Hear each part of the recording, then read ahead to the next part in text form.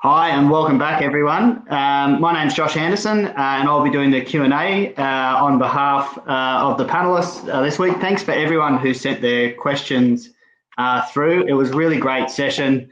I learned a lot of new terminology throughout the presentations, which was fantastic. My favourite one was being a protein progressive consumer, I think, which was yours, Catherine, which was a fantastic one. Just quickly before I get into the questions, a fair few of these insights we share quite regularly through our publications that we have at MLA, Global Markets Update, which you can find links to in the reception area, and also the MLA podcast where Rob and Catherine are regularly interviewed on that as well. So if you want to keep up to date on a regular basis with what's happening, please subscribe to those publications. So let's get into the questions. Rick, you're first off the block. Do you have any insights or further insights into online purchasing of meat in the US? Sure. I mean, I think we covered some of this within with the presentation. Yeah, online meat purchasing has it has skyrocketed. I think what's really interesting about it, and I mentioned this during the presentation, and that's the fact that now that people are actually doing it, I think it's just going to continue to grow. I mentioned about 50% of consumers have done it already, and the people that are doing it, what we really find interesting is that early on, there was really people were not really happy with the service that they were getting. I think some of it was just the fact that they had to schedule literally a week in advance to get groceries delivered, and then they would get groceries delivered, and meat that they were picking out along with other things just wasn't showing up, or it was getting something completely different. So I think the retail industry went through a lot of growing pains really quickly. They obviously weren't ready for what we experienced, and they got an onslaught of people coming to them to actually purchase groceries. But I think they've sort of figured that out.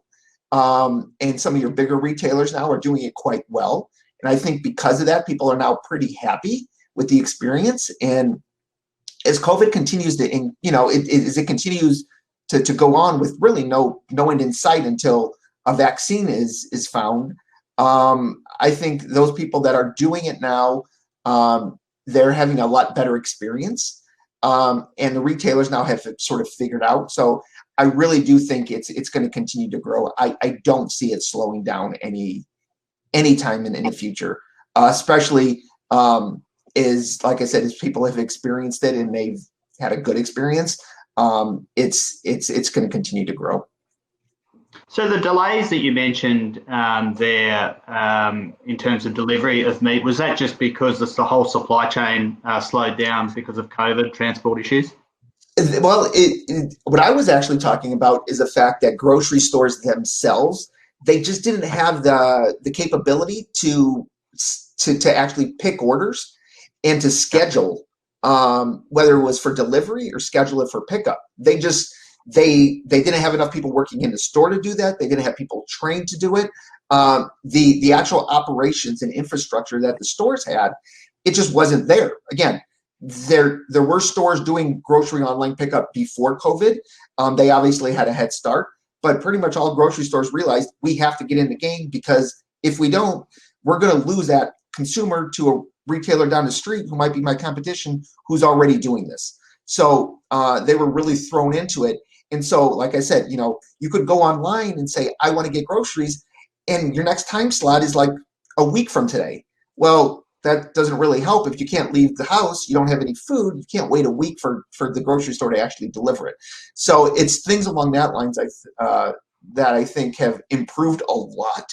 Obviously, some of it is the fact that consumers now are shopping in the store again. So that helped the grocery, system, because they didn't have to sort of fulfill all these orders. But just in general, they've learned now how to do it. So now that we're sort of going into the second wave of this, they're definitely more prepared than they were in the past. And that, I think, consumers are starting to appreciate the fact that it's a pretty easy process, and it's something that they're sort of enjoying as time goes on. Yeah, very insightful. I know from my point of view, it's always good if I don't have to go into the shopping centre, that's for sure. So, Rob, next one's for you. A question from an Australian stakeholder. Why do we always refer to the US as our grass-fed market? And should we not be promoting grass and grain? Probably Catherine and Rob for that question. Yeah, thanks, Josh. I'll take that the first part of that. So, just putting it in the US context, conventional beef in the US or just beef is actually corn-fed beef. So that's what the consumer here is used to, and it's sort of like the opposite of Australia, where Australia was really built on grass-fed beef as being just our standard beef. Here in the US, it's the exact opposite. So, grass-fed is actually a small niche market in the US. It's about 4 to 5% of the market, though, as Catherine pointed out, it's a growing market. And I guess to inform the consumer properly, especially our target consumer, then it's very appropriate to use the terminology grass-fed. So in terms of perceptions of grass-fed versus grain-fed, even though we know the nutritional benefits are high for both of those, the target consumer that is purchasing grass-fed beef actually has a different sort of philosophy on things. Now, some of that is not correct thinking, but we don't try to correct their thinking. We try to promote the product, obviously, on its positive attributes. And I might hand over to Catherine just to talk a little bit more about the consumer perception of why grass-fed. Yeah, thanks, Rob. I think the real to put it really simply, a grass-fed terminology here from a consumer perspective is really intuitive. They really understand what that means. They can visualize it. And for us, that really leans into some of the philosophies they have around why they would choose that as their beef of choice. And it really does come down to what they associate with grass-fed. And we know this strong association with seeing animals free range, out in pastures at a very basic level. They get it. There's other associations, as sort of Rob alluded to, that aren't quite correct. But, there's certainly, parts of the grass-fed industry, obviously, that do, or programs that do fall into this. And they're those, ABF, no added hormone type claims. And, we'll start to see too, some of the, sustainability claims also starting to raise up as well in the consumer spheres around, and grass-fed is kind of a proxy, if you will, for some of those things in the minds of a consumer. So just to be really clear, we talk about grass-fed generically, but from a consumer perspective, they have all of these other associations with it. Fantastic. And one for you, Melissa. What would you say is the one or two key factors that is earning the trust of consumers with meat purchases in the US? I think the big thing on building trust in the US is being transparent with the consumers. We talked a lot about how the younger consumers especially are looking for transparency. They want to know more about the story. They want to know where their product comes from, and then they want to feel good about that purchase. So I think providing that information, or at least an avenue for them to go find it if they want to, and then obviously delivering with product. If you have a good eating experience, it'll draw you back to that product again. And I feel like once you build that trust in that product, and then you build the loyalty and get repeat purchases. So on the lines of repeat purchases, Rick, what do you think the long-term sustainability of the growth of retail is going to be past the COVID pandemic? So I think short term, obviously, food service, when there is a vaccine, food service is going to skyrocket.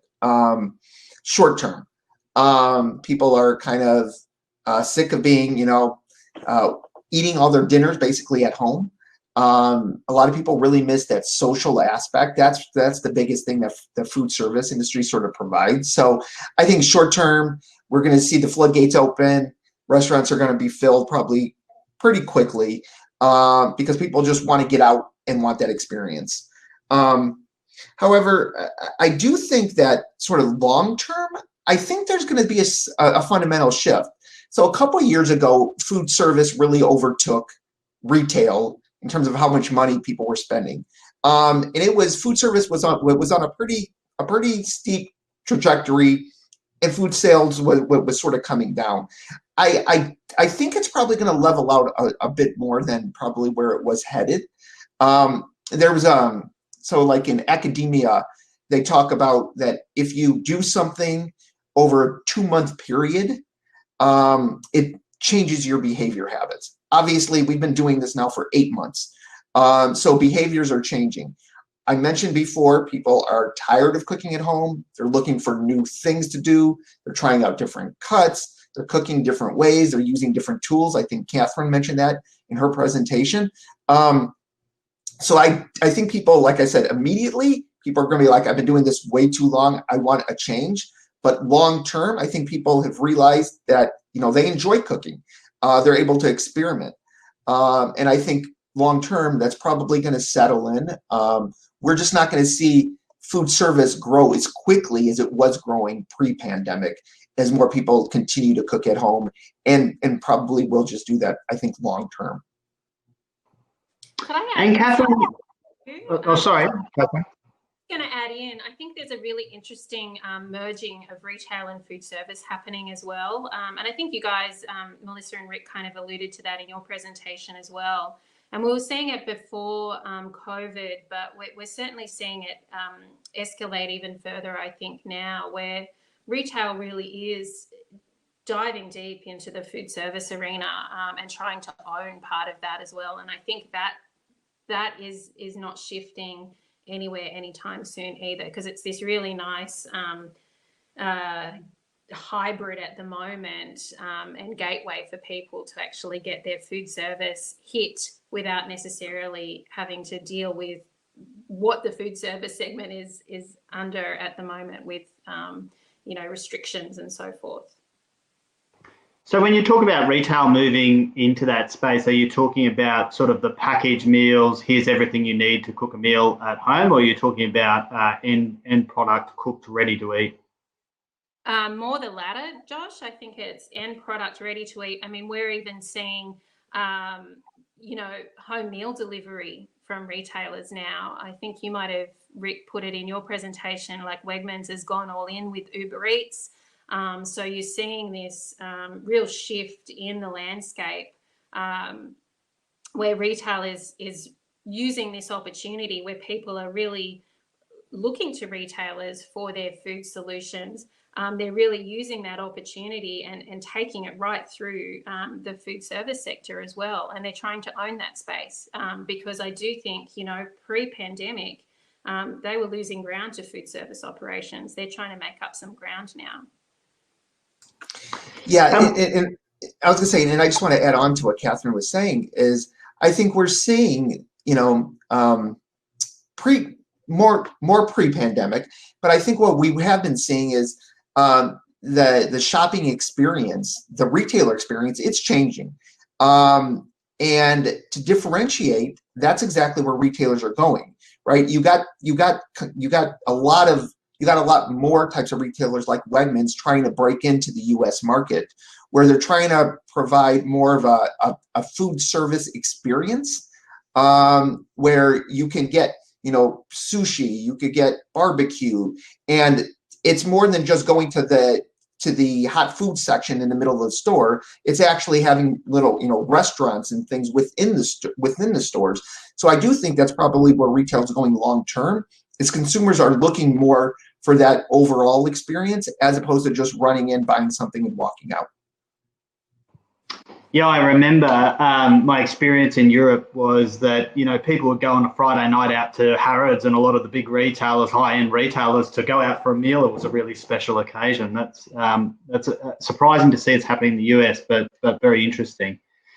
Catherine, the Immersions project, we know it's a great way for consumers to test product, and it does what it says and it immerses them in the product. What events do you have coming up? And my second part to this question, is digital playing a more active role in this space? So the first part, our face-to-face immersions haven't been happening. We are looking at how we can create them virtually. We've dipped our toe in the water a little bit with some of our consumer PR outreach. So we've done some virtual PR pitching, and that's proven to be moderately successful. So we definitely have had some success there. It's an interesting one because it is so much harder to have that connection in a virtual space, especially when you can't see me waving my hands around and being very animated, and you just get the still version of me.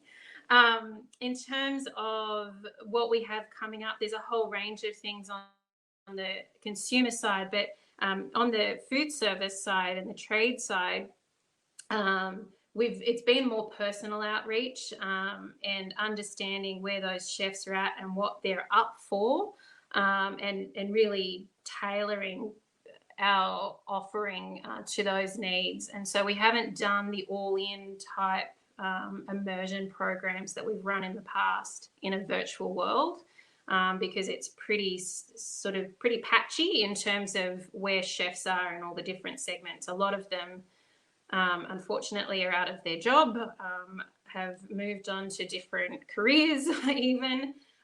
It's a bit of a mess out there, and we just have to be thoughtful in how we approach these guys and girls, in how we can help support them bounce back. And now I've forgotten the second part of your question, Josh. No, I think you answered it in terms of digital having a more prominent yes. presence as you do them. So yes, it certainly does. That's fantastic, and I can't leave the US session without having a Trump reference in there. I think that might help your immersions that Donald Trump mentioned yesterday that a vaccine is just around the corner via his Twitter account, but I don't know if we can rely too much on his Twitter account. So let's hope that you can get out there soon and get those activities, because I think the consumers really love to touch and feel the product and taste for sure. So that's all that we have time for at the moment with the questions. I thank everyone for attending the Q&A session. And Rob, I'll hand over to you for closing remarks. Yeah, thanks very much, Josh, and thanks to all our speakers. And I'd like to say a special thanks to Maiden, Rick and Melissa, as I said, great partners of ours, and we really appreciate you taking the time to share your insights and also answer the questions. And thank you, audience. I really appreciate your patience with us, particularly with some of those technical difficulties. I really, really hope that the sessions were helpful to you. We're certainly looking to do better, and I'm sure there'll be some feedback that you can give for us to improve even on the run. So we do have a few more to go across the globe, so make sure you plug into the other markets as well. I'd just like to remind you that we do have a networking session after the Q&A. I think we're keeping it open to 8:10. Don't quote me totally on that. So that's 12:10 Australian lunchtime. So I do encourage you, firstly, to go to the Exporter Showcase. As I've said, that tab's on the left there, and if you click on that, and you'll be able to see the exporters showcasing their products, or there are the meeting areas that will be open, and there's a number of tables that you can participate in. Yeah, just in closing, there won't be any other remarks after this. We'll just let the networking session play out. Again, I'd just like to really thank you for your attendance. We hope to see you next year as opposed to virtually see you in person, but if all things failing, there's a good chance we might be running these seminars again virtually. And as I said, if you can give us some feedback, we can improve them. So thanks again, and enjoy your evening for our US participants, and enjoy the rest of your day for our Australian participants. And we'll see you in the networking room.